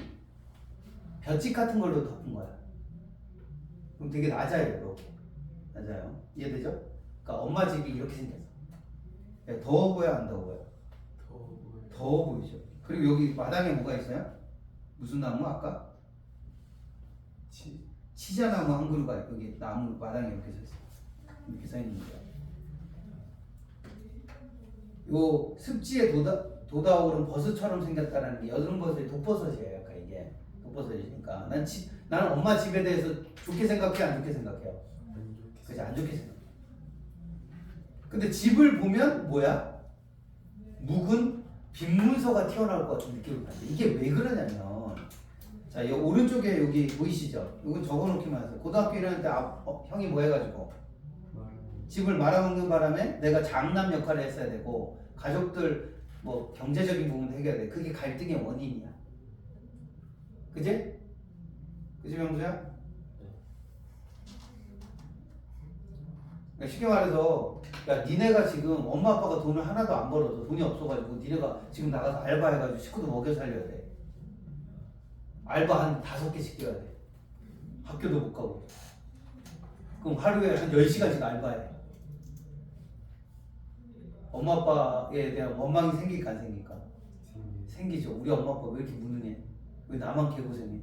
근데 내가 번 돈으로 엄마 아빠 맨날 치킨 먹고 맥주 드세요. 화날까 안 날까? 나죠. 물론 이 엄마가 맥주 드시고 먹는 건 아닌데, 그러니까 엄마가, 그러니까 형이 죽는 바람에 모든 고생길을 누가 한 거야?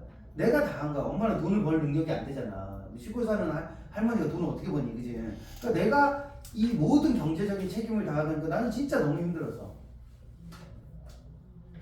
그리고 엄마는 나를 도와준 적이 별로? 엄마가 도와주지 않으려고 한 게 아니에요. 엄마가 할 수 있는 게 별로 없어. 엄마가 돈 벌 방법이 별로 없어. 시골 할머니가 뭐가 갖고 돈을 벌어? 심지어 자기 땅도 없어. 집도 없고 땅도 없어. 집, 땅, 산도 있었는데 산도 다 나갔어, 형 때문에. 그러니까 엄마가 할 수 있는 게 아무것도 없어. 그래서 이 사람 계속 얘기하는 게 뭐야? 나는 뭐가 없어. 여기 봐봐. 나는 뭐가 없다? 나는 엄마에게 빚이 없다는 거야. 고생은 내가 다 했으니까. 이 사람 마음이 이해가 돼요? 제가 아까 소설을 볼 때 뭘 보라 그랬지? 인물을 보라 그랬죠. 인물의 가치관이에요. 이제 이 사람은, 엄마는 나한테 뭐가 안 되는 사람, 도움이 전혀 안 되는 사람. 그러니까 나도 뭐 할 필요가 없어. 엄마를 도울 필요가 없는 거야. 근데 골 때린 건 뭐야? 엄마가 나를 얼마나 사랑하는지를 조금은 알고 있는 거야. 그러니까 골치 아픈 거야, 이게. 차라리 엄마가 못된 사람이었으면 어땠을까? 인연 끊고 살면 편하지. 그렇지도 못하는 거예요, 또. 그리고 심지어 며느리도 뭐 자꾸 엄마 집에 가자 그러고 그러니까 그냥 뭐 골치 아프겠죠. 그러니까 오면 자꾸 올라가는 거야, 서울. 근데 이번에는 사실은 며칠 있다 가려고 왔어. 근데 왜 급하게 가게 됐을까? 자, 뒤에 넘어와봐. 가게 된 거는 이거예요. 내가 아까 원인을 언제 제공한다고? 원인을 언제 제공? 영수가 너무 졸리면 좀 뒤에서 서서 들어줘. 아, 다른 뜻은 아니에요. 자기 선택으로 하네. 아, 이거 멋있어. 역시 우리 명수 이런 자세 좋은 거야. 보통 이제 안 가요 이런 애들 많아요. 안 갑니다. 공부하겠다는 의지가 살아있는 거예요. 졸린 건 어쩔 수 없죠. 나도 졸리면 졸린 거에 장사는 없어. 내가 보기에. 원래 뒤지겠는데 뭐 수업이 어떻게 들어가야 돼. 그렇다고 뭐 수업이 되게 재밌는 것도 아니듯이. 그림이 나오긴 나온다 우리 집. 귀신 사는 집 아니야 이 정도면? 이 정도는 아닙니다. 그림을 너무 심하게 그렸네. 문은 있어요 이 집은. 이렇게 막 구멍 뚫려 있고 이렇진 않아. 이 정도는 아닌데 집이 거의 다 좀 오래된 집이야. 그럼 잘 생각해봐. 이게 집이 단칸방이에요. 근데 여기 몇 명 사는 줄 알아? 4명 살아요. 원룸에. 왜냐면 우리 형 죽으면서 형의 와이프를 뭐라 그래? 형수. 그다음 그 애들을 조카라 그러잖아. 형이 죽고 형수랑 조카들이 다 할머니랑 같이 살아. 그럼 니네 생각해봐. 니네 방에 4명 있는 거야. 살 수 있겠어? 근데 심지어 그 집 방 중앙에 뭐가 있냐면 나중에 나옵니다만 옷 넣어놓는 이만한 괴짝 같은 거 하나 들어있어. 그럼 어떻게 자는지 모르겠어요 내가 생각에. 그럼 내 생각에 집이 이렇게 생겼잖아. 그럼 여기에 이렇게 옥괴라고 있어요. 옥괴. 이따 나오는 되게 중요한 소재인데 옥괴 있으면 얘들 어른들은 이렇게 자고 할머니랑 엄마는 이렇게 자고 애들은 약간 이렇게 잘 것 같아 내 생각에. 그것도 제가 지금 크게 그렸는데 다닥다닥 붙어서 자는 거죠. 이 좁은 집에. 야, 그러니까 여름에는 얼마나 힘들겠니. 근데 내가 내려가니까 어제 있었던 일이 어제 저녁에. 그러니까 내가 어제 와서 오늘 내일 그죠? 2박 3일로 가는 거야. 근데 그것도 더 있다 가려고 왔는데 좀 빨리 가는 거죠. 빨리. 정확히는 2박 3일도 아니야. 왜냐면 아침에 바로 갈 거니까. 이건 뭐냐면 엄마가 나한테 지분 개량 사업에 대한 얘기를 한 거야. 근데 결론부터 말씀드릴게요. 이 집이 너무 작으니까 나중에 엄마는 자기가 죽으면 장례 치를 때 너무 힘든 거야. 근데 누가 힘들겠니? 손님들도 힘들지만 아들이 힘들어요. 그리고 생각해봐. 장례 치를 때 상주라는 게 알죠? 상주가 누구야? 자식이 상주를 하잖아. 그럼 상주가 있는데 집이 너무 작은 단칸방이야. 그럼 손님들이 오면 잘 생각해. 이 집에 나중에 옷개짝은 드러내겠지만 자, 할머니가 돌아가셨어. 그러면 할머니 시체가 여기 있어요. 옛날에는 집에서 장례를 치렀어요. 그럼 할머니 시체라다고 여기다 병풍 하나 놓고 손님들 오시면 손님들 여기서 밥 먹어야 돼. 이렇게 시체 옆에서. 야, 이게 말이 되냐 그러면 두 가지가 문제가 생겨. 첫 번째는 뭐야? 손님들도 불편하지. 근데 누가 제일 불편할 것 같아? 이 상황은 아들이 제일 불편해. 손님들이 왔는데 손님들 보기에 어때? 너무 민망하잖아. 내 말이 아니? 그러니까 엄마는 집을 뭐 하고 싶은 거야? 늘리고 싶은 거야. 그러면 여기는 뭐 해두고 이제 손님도 오시면 왜 알지? 이렇게 뭐 국화 같은 거 놓고 하는 방 하나 놓고 여기 방을 하나 더 만들고 싶은 거야. 방 2개짜리 집을 늘리고 싶은 거야. 근데 건축상 잘 봐봐. 이게 흙으로 만든 집이야. 이 집이 흙으로 만든 집은 증축이 잘 돼? 안 돼? 안 돼. 리모델링이 굉장히 힘들어요. 그럼 어떻게 해야 되는 거야? 그치? 새로 기둥 같은 거 리모델링을 다시 해야 돼. 근데 국가에서 그거를 보조금이 나온대요. 그럼 이참에 뭐 해야 되니? 국가에서 보조금 줄 때 어떻게 해야 돼? 집을? 바꾸면 좋잖아. 그리고 지붕도 이제는 이 볏짚으로 만드는 지붕이 없어요. 없으니까 이거를 옛날에는 이렇게 이거 잘 아시나 모르겠는데 이게 슬레이트 지붕이라고 있어. 기와 지붕 같은 거. 그걸로 바꿔준다는 거야 국가에서. 그럼 좋은 기회야 아니야? 근데 내 돈이 하나도 안 들까? 그럼 누구한테 부담일까? 아들한테 또 부담을 줘야 되는 거야. 엄마는 돈이 없으니까. 그러니까 엄마가 아들을 생각해서 집을 늘리고 싶은데 이해돼? 그리고 아들이 놀러 오면 이 집이 너무 좁으니까 편해 불편해? 불편하잖아. 그러니까 집을 늘리고 싶은데 집을 늘릴 돈이 엄마는 없어. 그러니까 또 아들한테 부탁을 해야 돼. 그러니까 이게 골치 아픈 거야. 제 말이 돼요? 근데 엄마는 자기가 이제 살 날이 얼마 안 남았으니까 이거는 꼭 하고 가고 싶은 거야. 자기가 살아있을 때. 그래야 아들이 편할 거 아니야. 그래서 어제 나한테 얘기를 한 거야. 여기 무슨 구성이라고? 역수행적. 근데 그러면 내가 돈을 좀 내놔야 될 거 아니야. 근데 나는 뭐 하기 싫어? 돈이 없는 게 아니야. 엄마한테 돈 쓰기 싫어. 그러니까 불편해 안 불편해? 불편해. 그래서 빨리 가기로 한 거야. 이게 사건의 전말이에요. 이해되세요? 그래서 여기 봐봐. 어머니 말씀하시는 말투 보세요. 집집마다 모두 도당과 기와를 얻는다. 어제 저녁에 막 옆집에 원래 새로 이렇게 리모델링을 안 한 집 딱 세 집이야. 엄마 집하고 두 집 있었는데 한 집이 또 리모델링을 했네? 그럼 이제 동네 몇 집 남은 거야? 딱 두 집 남은 거야. 이해돼? 그래서 어제 아니 엄마 왜 이렇게 시끄러워 그랬더니 저기 리모델링 한다고 요새 좀 그래 뭐 이런 얘기를 한 거예요. 이해됐죠?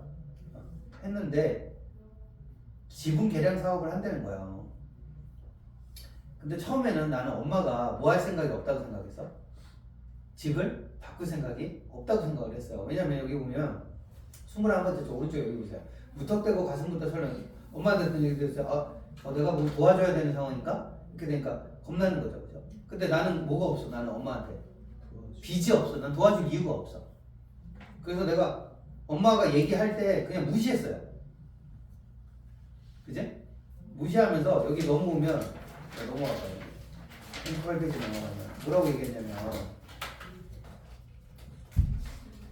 하지만 사실은 그게 오해였다. 노인의 속마음은 그게 아니었다. 그러니까 엄마가 나한테 얘기할 때는 마치 누구 일인 것처럼 자기는 집을 안 고칠 것처럼 얘기하니까 나도 모르게 안심을 한 거야. 안심이 돼서 아이고 네 번째 주부터 관에서 하는 일이라면 우리 집에도 몇 번 얘기했겠네요 한 거야. 나는 실수로 아예 딴 얘기로 돌렸어야 되는데 또 관련된 얘기를 한 거예요. 그랬더니 엄마가 조금 있다가 봐봐 엄마 또 뭐 하시니? 10번째 줄 봐봐. 할 얘기인데 못할 때 뭐 하셔 엄마는? 담배째에다가 담배 거기에다가 계속 담배를 꾹꾹 누르고 있어. 엄마가 하고 싶은 얘기는 뭘까? 집을 리모델링 하고 싶다는 거야. 근데 그 얘기하면 누구한테 부담이 돼? 아들한테 부담 주니까 말은 하고 싶은데 말을 못하는 게 꾹꾹 참고 있어. 이해돼? 아니, 근데 우리 집도 뭐 그 집 리모델링 하라고 얘기는 있었지. 근데 뭐 우리가 지금 뭐 우리 집이 뭐 이게 리모델링 할 수준이 아니야. 우리 집은 뭐 해야 돼? 새로 줘야 되는 집이야. 그러니까 엄마 그렇게 얘기하니까 나는 안심했는데 이 다음 장면 봐봐. 39페이지. 왼쪽 위에 봐봐. 여기 5번째 줄. 장주 끝을 꾹꾹 눌러대면서 눈치를 챘어야죠. 엄마가 뭔가 하고 싶은 얘기가 있는데 못하고 있다는 걸 눈치챘었는데 눈치를 못 챈 거야. 그래서 꾹꾹 눌러다보면서 그 친구들 아마 이 동네를 100% 지붕으로 모범 마을로 만들고 싶어 그랬던 모양이고 하고 내가 이렇게 그냥 대꾸를 해줬어. 얼버무리고 하는데 결정적인 실수를 한 거야. 내가 대꾸를 하니까 엄마가 하고 싶은 얘기를 해버렸어요. 결정적인 실수였다.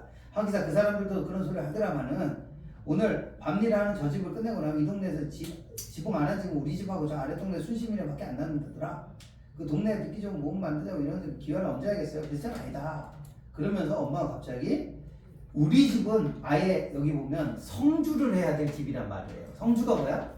기둥을 아예 새로 박아야 돼. 우리 집은. 그러니까 우리 집은 그 실내 인테리어 하는 집이 아니고 뭐 하는 집이야? 아예 다 부시고 새로 져야 될 집이야. 이 얘기를 한 거야. 그러면서 엄마가 뭐라 그랬어? 우리 동네에 그래서 국가에서 보조금 나오니까 고급불에 뭐한 사람들 많아. 새로 아예 집을 새로 지은 사람이 몇 명 있어. 이 얘기를 하는 거야. 무슨 뜻이야? 나도 하고 싶어 이런 뜻이야. 너 엄마는 직접 얘기해요? 못해요? 못해요. 나도 하고 싶어 이 말을 못해. 왜? 아들한테 뭐 줄까봐 부담 줄까봐 못하는 거야. 그러면 자꾸 뭐해? 하고는 싶어. 너무 하고 싶으신 거야. 그 자꾸 돌려서 얘기하시는 거야. 저기 집도 했대. 이런 얘기를 하지. 이해되니?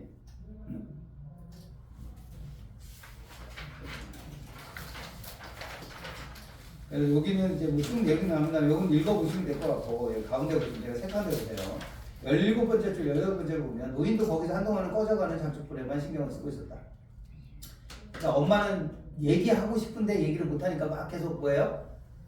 그러니까 담배만 피우고 계시는 거지, 그지? 그러다가 도저히 못 찾겠는지 엄마가 얘기를 했어요. 이참에 웬만하면 우리도 여기 방앗간쯤이나 더 늘려서 지붕도 도당으로 얹어버리고 싶긴 하더라만 이러면서 엄마가 웬일로 자기 소망을 얘기했어요. 그래서 오른쪽 봐봐. 내가 뭘 안 했어 아예? 대답을 안 해요. 그게 나쁜 아들이지 이게. 대답을 안 하니까 엄마가 진짜 하고 싶으신가 봐. 이제는 뭐까지 얘기하죠? 계획까지 세워놓으신 거야.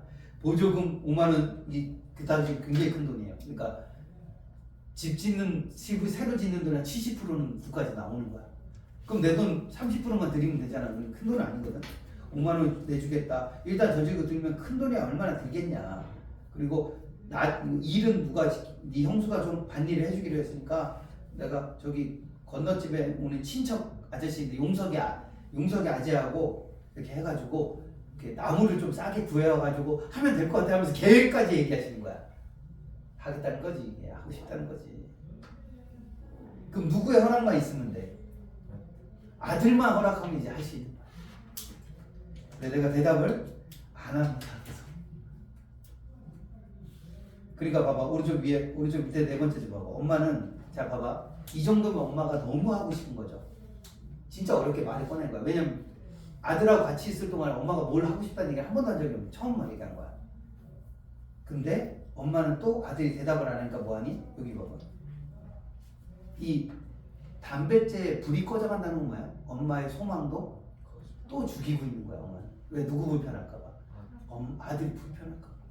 또 죽여 엄마는. 이런 엄마야. 이런 엄마 봤어? 니네가 뭐 싫다 그러면 니네 눈치 보면서 다 참는 엄마 봤어? 웬만큼 사랑하지 않으면 이렇게 못해요. 이해되시나요? 네. 그래서 뭐 이런 내용으로 돼 있고 그래서 자 여기서 중요한 게 뭐야? 여기 제가 색깔 칠하는 게 있는데 여기 뭐라고 돼 있어? 문제는 빚의 문제다라고 얘기해. 내가 생각에 가장 중요한 건 뭐니? 자 여기 네 개는 그냥 체크만 하세요. 아들에게 부담을 주지 않으려고 뭐해? 아들한테 막 원망하거나 이런 것도 없어. 엄마는 보이지? 10번째 줄 보면 나이를 먹으면 애가 된다니.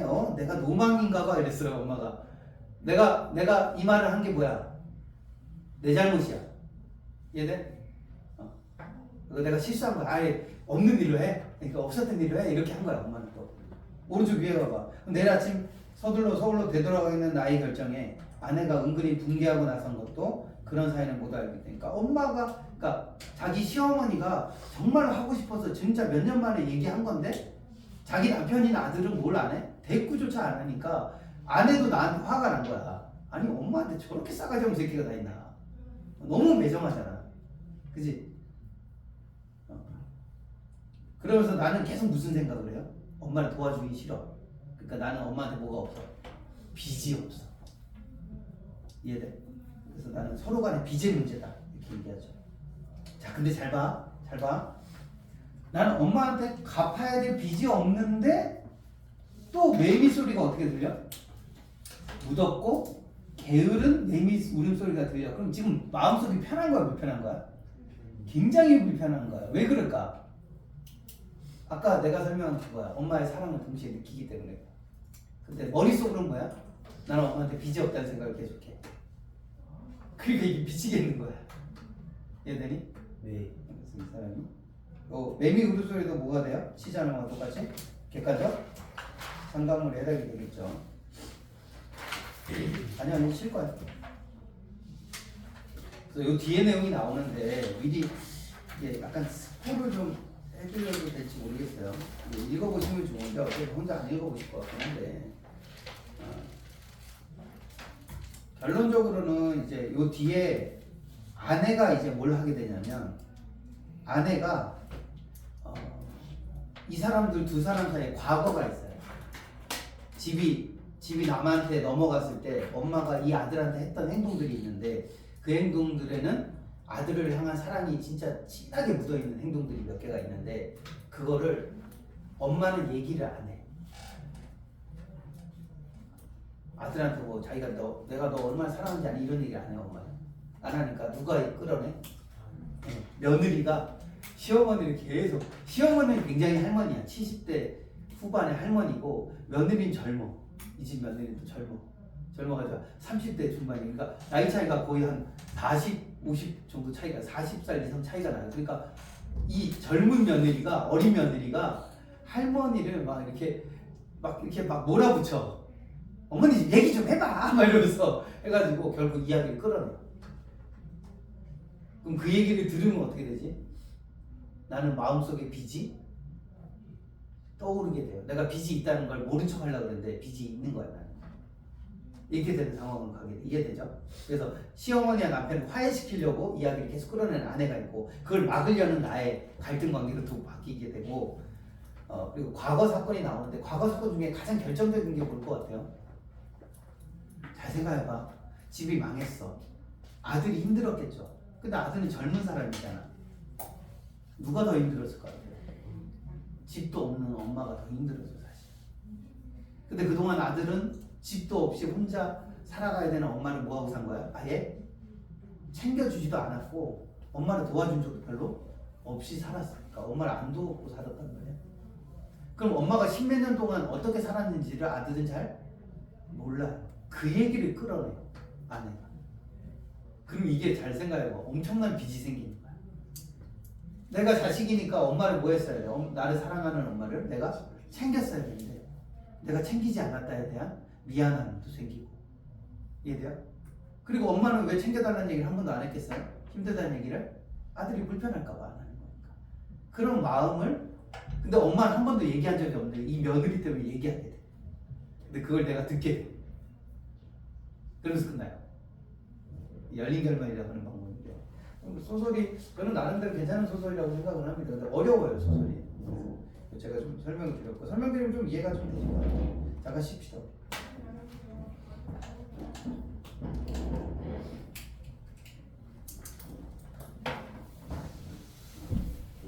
자, 30분까지 좀 나갔다가 뭐 바람 쐬시고 들어오시면 될 것 같아요.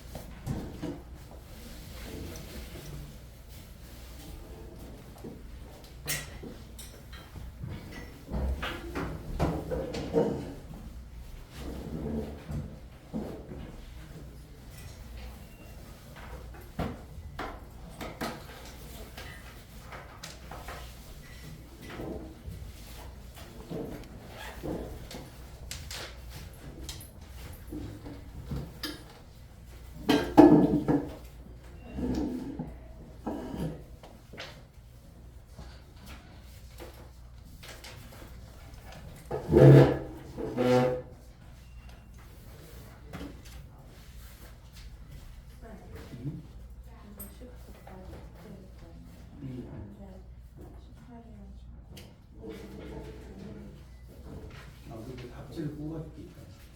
하고 이거 탈락 이기라고. 알았어. 그리고 집에서 하는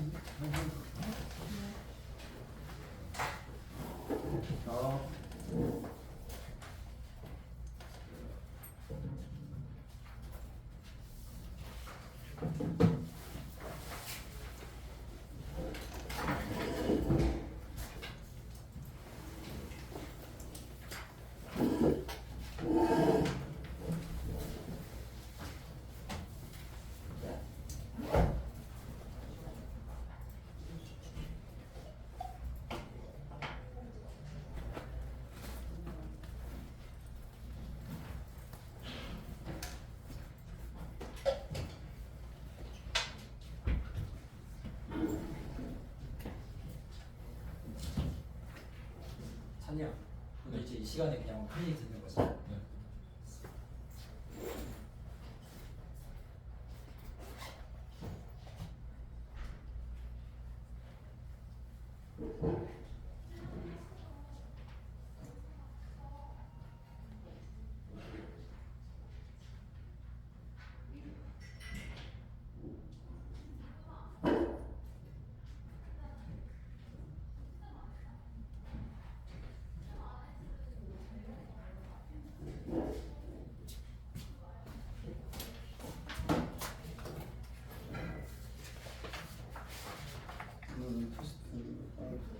두개 더.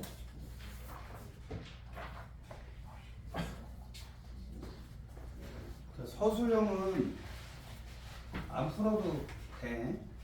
안 풀어도 되는데 나중에 답지 보고 한번 쓰셔야 돼.